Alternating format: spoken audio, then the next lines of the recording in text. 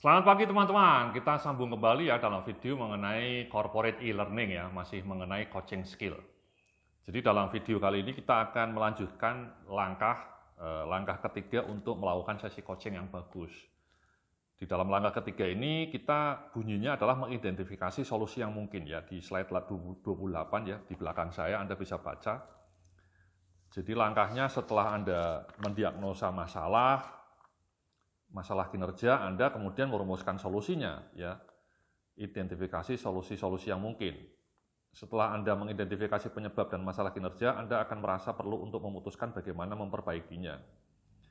Karyawan merupakan orang yang terdekat dengan permasalahan, maka tanyalah ide mereka dan catat. Karyawan akan lebih sungguh-sungguh dalam menyelesaikan permasalahan jika dia dapat ikut memberikan solusinya. Ya, jadi dalam langkah ketiga ini kita merumuskan solusinya teman-teman. Tadi di dalam langkah tahapan sebelumnya kan kita mendiagnosa masalah kinerjanya karena apa ya? Karena motivasinya, karena kemampuannya, atau karena lingkungan kerjanya, atau karena desain kerjaannya, atau karena ketidakjelasan job desk ya, ketidakjelasan peran. Tentu solusinya sesuai dengan diagnosa ya. Kalau masalahnya misalnya tidak mampu, tidak cakap ya, solusinya adalah kita ajarin anak buah kita supaya mampu ya. Sekali lagi contohnya tadi ya, saya sudah sering ngasih contoh, kalau dia tidak mampu bikin marketing plan ya kita ajarin cara menyusun marketing plan yang bagus itu seperti apa, dan bahkan sekali lagi berikan contohnya. Anda jangan hanya ngomong di kepala, tapi kalau bisa contoh konkretnya Anda berikan ke anak buah Anda, itu sangat membantu. Bagaimana cara menyusun KPI ini loh contohnya. Pak Yudhya punya contoh yang bagus ya, saya kebetulan punya materi mengenai KPI juga ya. Anda kasih itu contohnya kepada anak buah Anda. Atau suruh nonton video saya mengenai KPI di dalam e-learning ini kan juga ada mengenai KPI. Itu solusinya ya. Tapi kalau misalnya solusinya masalah motivasi kerja, ya malas-malesan karyawannya, ya Anda kasih tahu. Pertama kasih plan ya. Misalnya tadi saya sarankan Anda nonton video mengenai employee motivation atau nonton video saya mengenai growth mindset. Di situ saya ngasih berbagai kiat cara untuk membangkitkan motivasi karyawan Anda.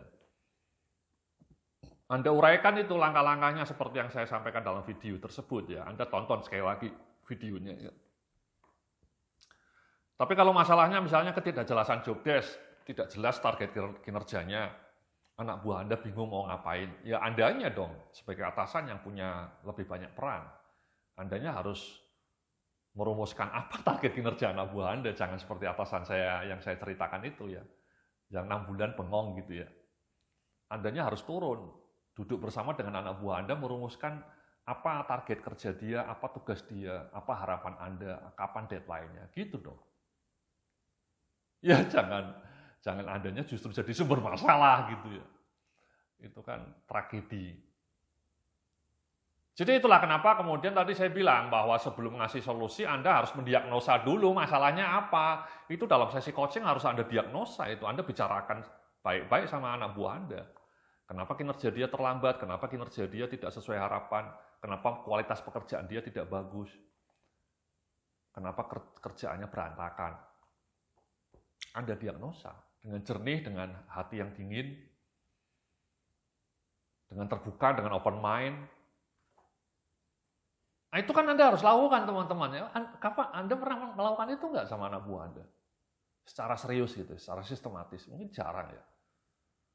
Saya kan sudah 15 tahun jadi konsultan SDM. Itu saya jarang melihat manajer di klien-klien saya melakukan coaching yang sistematis seperti yang saya ceritakan ini. Jarang. Mereka temunya hanya weekly meeting ya. Weekly meeting aja. Meeting bulanan, weekly meeting. Tapi bagaimana mendiagnosa masalah, bagaimana merumuskan action plan kepada perbaikan anak buahnya itu kadang masih jarang dilakukan. Jadi itu ya langkah keempatnya ya, ketiganya. Nah langkah keempatnya ini yang paling krusial ya, di slide berikutnya ini, di slide 29, rumuskan rencana tindakan yang konkret. Kembangkan rencana tindakan secara spesifik, rumuskan rencana tindakan perbaikan secara konkret. Rencana tindakan mencakup apa yang harus dilakukan, kapan akan dilakukan, hasil apa yang diharapkan. Ini yang paling penting. Jadi ketika Anda ngobrol coaching sama karyawan itu tidak hanya hahaha, ngalor ngidul gitu ya, nggak jelas.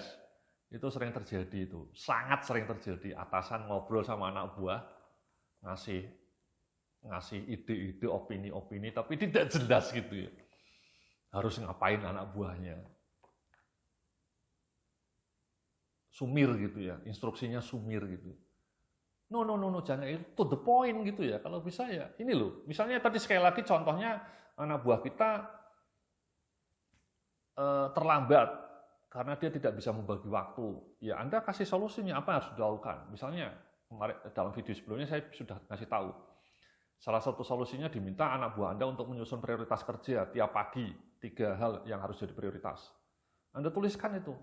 Merumuskan 3 hal yang harus dikerjakan tiap harinya.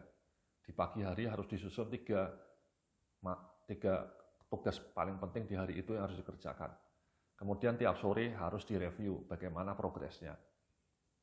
Solusinya itu, kapan harus dilakukan tiap hari. Hasil yang diharapkan dengan melakukan langkah-langkah ini, harapannya pekerjaan dia menjadi lebih tepat waktu. Jadi ketika saya kasih tugas menjadi lebih on time, tidak terlambat. Oke. Contoh kedua misalnya, sekali lagi anak buah kita tidak bisa menyusun KPI. Apa yang harus dilakukan? Yang mempelajari, membaca panduan yang saya berikan. Ini panduannya. Mempelajari contoh yang saya berikan. Ini contohnya. Kemudian menyusun KPI untuk dirinya sendiri dan juga timnya. Kapan harus dilakukan? Mulai besok. Dan kemudian KPI-nya harus sudah dikumpulkan 3 hari dari hari ini. Jadi 3 hari lagi KPI-nya anak buah Anda harus sudah selesai. Bahkan kalau perlu KPI teman-temannya dia. Sudah ada di meja saya atau sudah ada di laptop, sudah dikirim di email ke saya. Ya harapannya dengan membaca panduan, membaca laporan, membaca contoh, anak buah saya bisa menyusun KPI dengan akurat dan 3 hari lagi sudah selesai dengan tuntas. Ya kan kayak gitu, Mas. Ya. Jadi Anda ngasih panduannya, ngasih tugas, dan kemudian kapan harus dilakukan hari ini, kapan deadline-nya 3 hari lagi, harapannya apa? Hasil pekerjaan KPI-nya, penyusunan KPI-nya tuntas sesuai dengan harapan saya. Gitu kan, to the point ya, poin-poinnya jelas.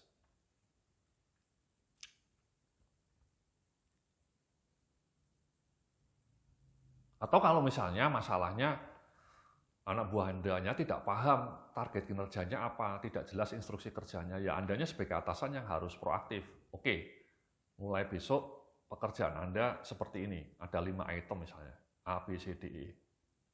Tolong Anda kerjakan 5 item ini, ya dengan baik. Ya.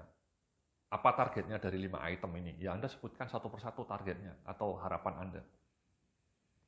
Kemudian kapan mulai dilakukan? Ya mulai besok. Kemudian nanti minggu depan atau 2 minggu lagi akan saya evaluasi.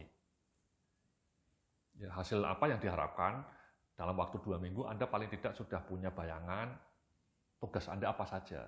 Anda sudah bisa mahir melakukan 5 item ini. Kan begitu teman-teman. Ya.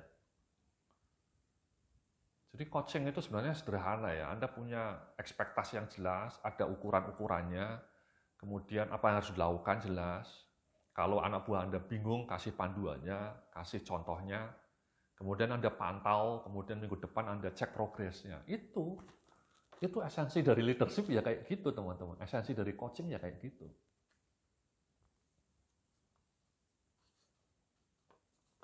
Bahkan kalau perlu 2 hari sekali dicek gitu ya. Progres kemajuannya 3 hari sekali.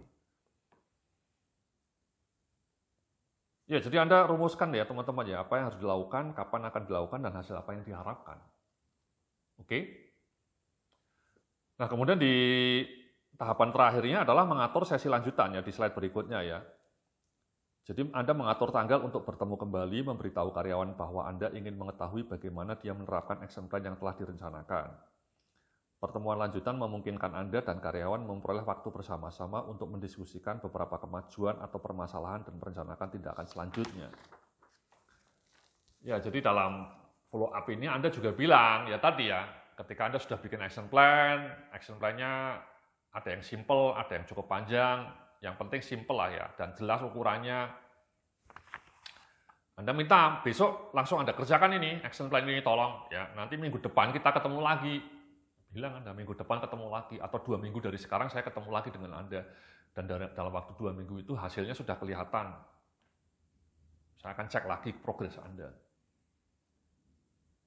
Atau bahkan 3 hari dari sekarang, KPI Anda sudah harus selesai. Anda ketemu saya lagi 3 hari dari sekarang.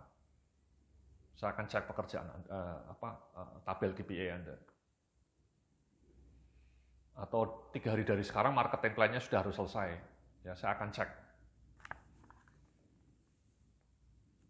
Nanti kalau misalnya di dalam tindak lanjut itu masih ada yang salah, ya improve lagi, kasih feedback lagi, improve lagi, feedback lagi, improve. Itu esensi dari learning kan kayak gitu, teman-teman. Anda mengerjakan something, kemudian Anda review, kalau masih kurang diperbaiki, datang lagi masih kurang diperbaiki, datang lagi masih kurang diperbaiki lagi. Itu namanya improvement. Continual improvement. Oke. Jadi itu teman-teman ya. Jadi itulah 5 tahapan untuk melakukan sesi coaching yang bagus. Ya. Jadi sekali lagi saya ulangi,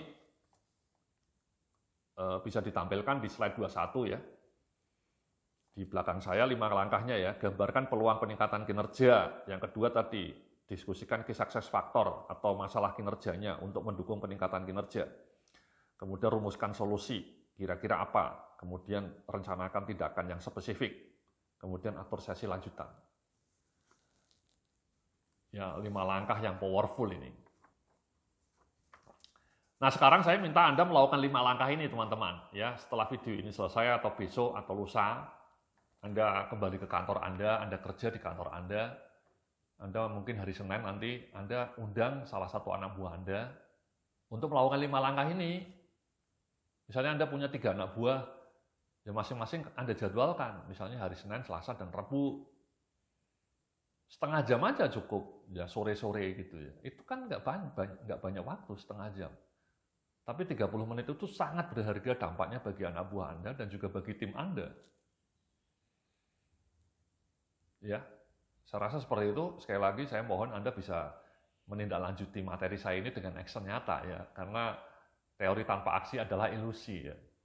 Tapi aksi tanpa teori juga anarki. Ya, kalau Anda mengerjakan coaching tanpa panduan dari saya ini mungkin Anda juga kurang sistematis. Kurang lebih seperti itu. Mudah-mudahan apa yang saya sampaikan bermanfaat baik di dunia maupun di akhirat ya, dan Anda menjadi coach yang cetar membahana, kelas dunia. Oke. Terima kasih. Salam sukses, penuh kemuliaan.